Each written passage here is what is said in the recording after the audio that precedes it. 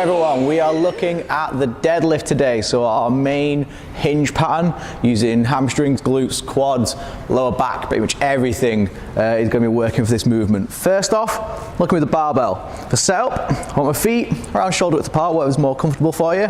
If you look at me in relation to the bar, I'm just on the inside of the shiny bit here, so I've got the rough bit on the outside. Toes going pretty much straight forwards. I'm going to sit my bum straight back, keep my chest up, and my hands are going to grip the bar just to the outside of my legs.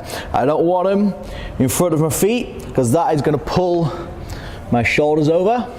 So I want them just wide enough to avoid my legs. If I go any lower, any wider, that's going to pull my chest down. I want to avoid that. Whichever grip you want to use is up to you. So you can use an over-under or a double neutral grip. It's completely your preference. Over-under is stronger if you want to lift a heavier weight.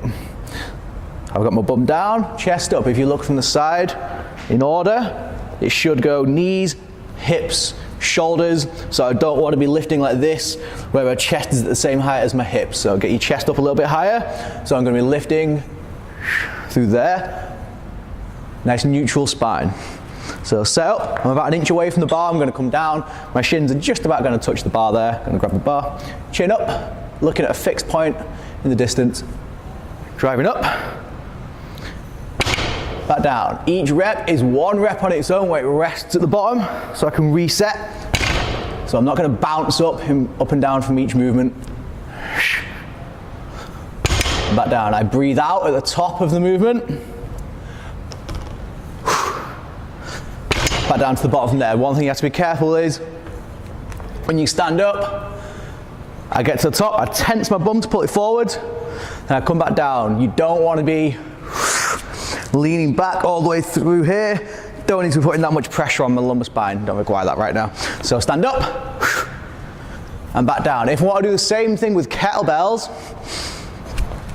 all I'm going to do is stick the weight between my feet, the exact same movement. Stick your bum back, get your chest up, grab all the weight. Obviously hands are in the middle now. Standing up to here, the exact same as before. Get your chest up, keep looking at a fixed neutral point. Don't lean back. Tense your bum at the top. If you've got two of the same weight kettlebell, you can double up.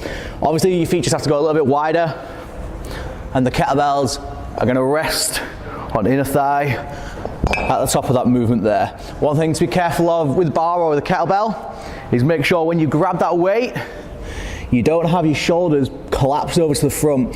I want this gap here to my arm, where my armpit is, I want to close that down as tight as possible. So if I'm here, if my shoulders are out, I've got no strength in my shoulder blades. So you want to make sure that your shoulders are pulled in tight, no gap at the armpit, before you lift a kettlebell or a barbell. Thanks for watching, guys. See you next time.